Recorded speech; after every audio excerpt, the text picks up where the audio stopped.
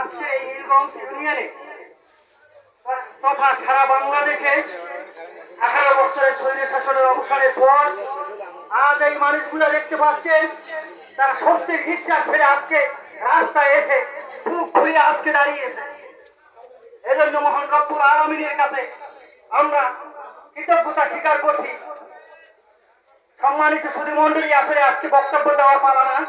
আমরা এখানে এসেছি, আপনারা জানেন যে সেই সাইয়েদ থেকে শুরু করে এবং পানি বিতরণকারী মুক্ত থেকে শুরু করে আজকে এই রাজপথে আমাদের এই ছাত্র ছাত্রীরা যেভাবে জীবন দিয়েছে, যেভাবে লাঞ্ছিত হয়েছে, অপমানিত হয়েছে, তারপরও আপনারা জানেন যে বাংলাদেশের ইতিহাসে এই যুগ পরিবর্তনকারী যে কোনো ঘটনার পরিবর্তনকারী নেপথ্যে একমাত্র ছাত্র আন্দোলনই সেখানে উল্লেখযোগ্য ভূমিকা রেখেছে।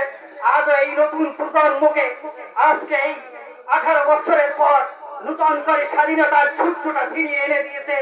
আর তার সুফলে আজকে আমরা এই পাখিমেরা তথা সারা বাংলাদেশের মানুষ রাস্তায় নেমে এসেছি।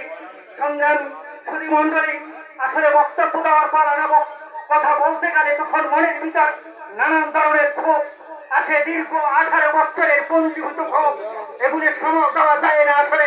তারপরও মানুষ তো আমাদের সম্মানিত ইমাম সাহেব আছেন, তাদেরকে আমি অন্তরস্থল থেকে আন্তরিক অভিনন্দন জানাই। যারা আমাদের জন্য, এই দেশের জন্য, এই নতুন প্রজন্মের শহীদ হয়েছে, শাহাদাত বরণ করেছে, তাদের এই শহীদের সম্মানার্থে আমরা এখানে মুক্তাসার দোয়া আয়োজন করেছি। আপনারা যারা এদিক সেদিক হাঁটাচলা করছেন, আপনারা এদিকে এগিয়ে আসুন, কারণ আমরা দোয়া অনুষ্ঠানে এখনই আমাদের শুরু হবে এবং আপনারা কাছাকাছি আসুন।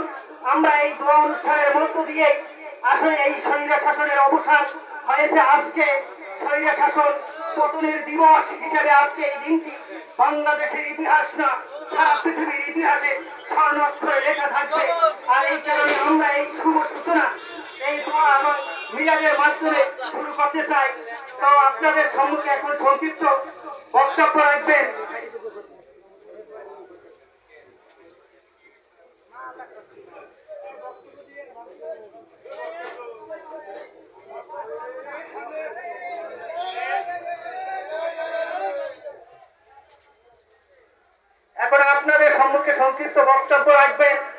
বাংলাদেশ জাতীয়তাবাদী দল নীলগঞ্জ ইউনিয়নের সম্মানিত যুগ্ম সাধারণ সম্পাদক জনাব ফজলুল হক